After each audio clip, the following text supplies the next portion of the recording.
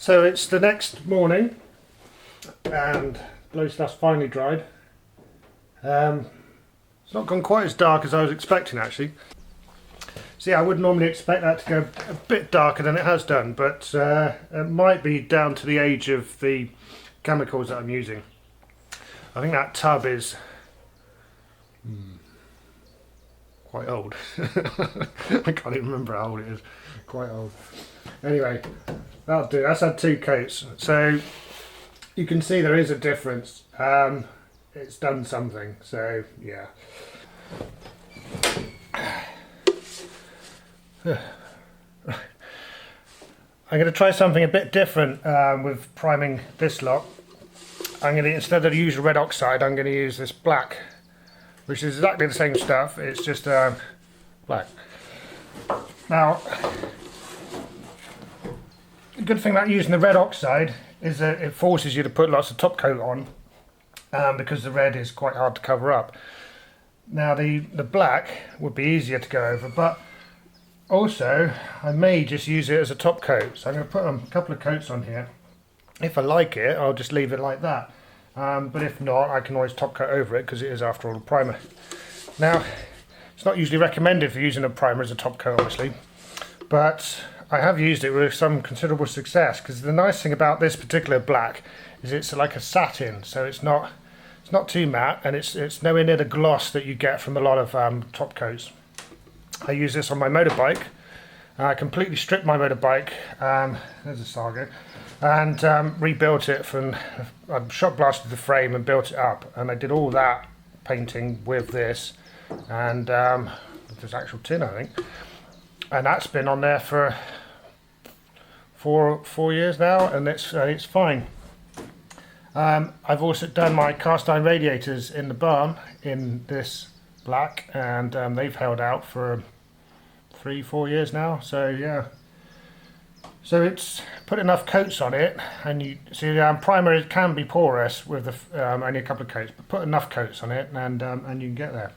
So I'm gonna do all this in black, I've just decided, and like I say, if I like it I'll keep it like that. If I don't, I'll just go over it with more of the bronze green. Anyway, enough waffle. Let's do some painting. It's just a sit down job.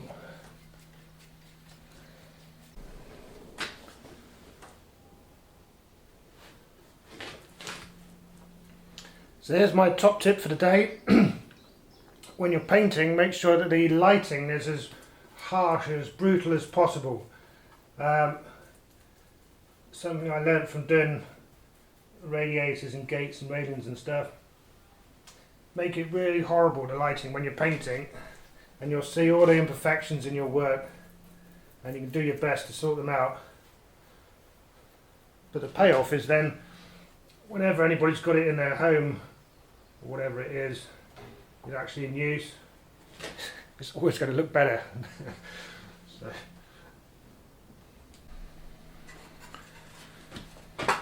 Okay, so we've got 1 coat on there, and it's gone alright. It's a bit, it leaves the brush marks in a bit because it's a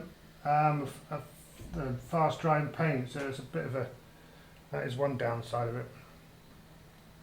So that's first coat, and I just want to re-emphasise it'll always be more than 1 coat.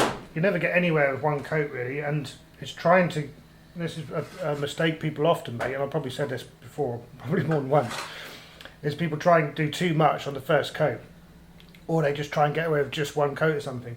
Because yeah, painting is boring, it's boring as hell, but it's worse if you spend all that time and it doesn't look very nice. So I always say just accept the fact that there's going to be more than 1 coat going on, and then your first coat you can get most of it done on the first coat, but don't try too hard and there won't be too many drips and so forth, and then you go over with another coat and everything's looking good.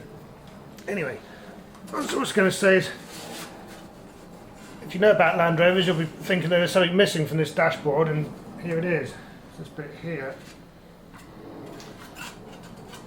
So this is the 2A version, which has got the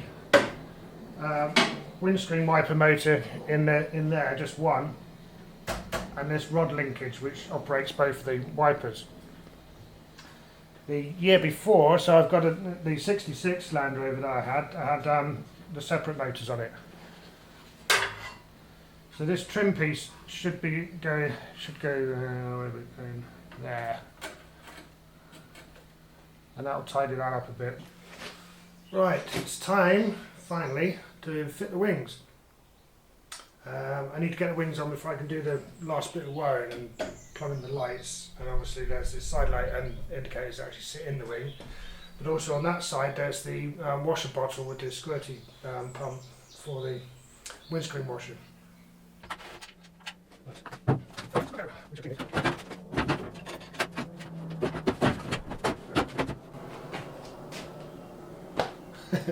Beautiful. Number plate's wrong now. Must remember to sort that out before I go for the MOT. Otherwise that's going to confuse the guy.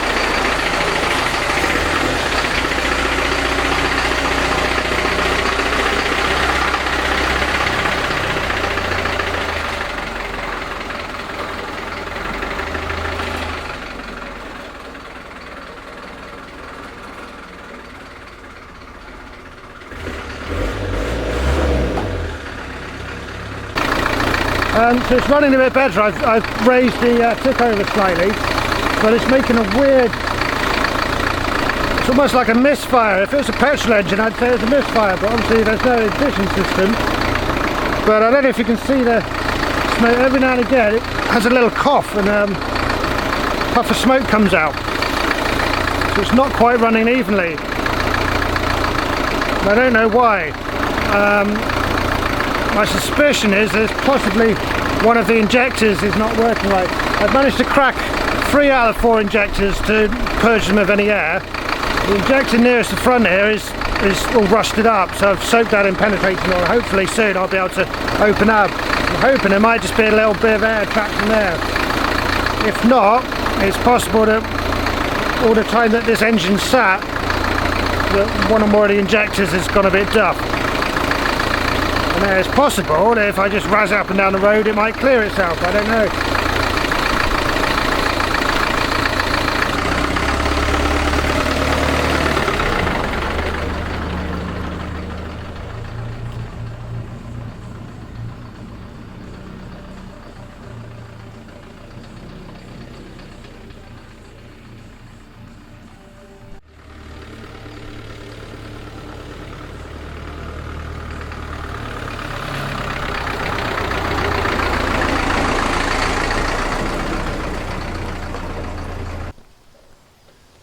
So yeah, first impressions of driving it are the steering I really like. This is the best serious steering that I've encountered, and that's with the steering box properly full up with oil and all the joints working properly and not much play in it.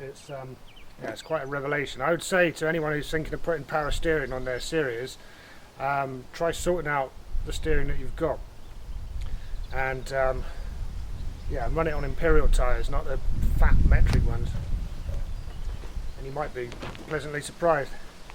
At the moment I'm running with a Range Rover diff in the back, and I think it's going to be too high for this engine. First gear seems a bit daft at the moment. It takes a lot of revving to get going, especially if I'm going to be towing stuff.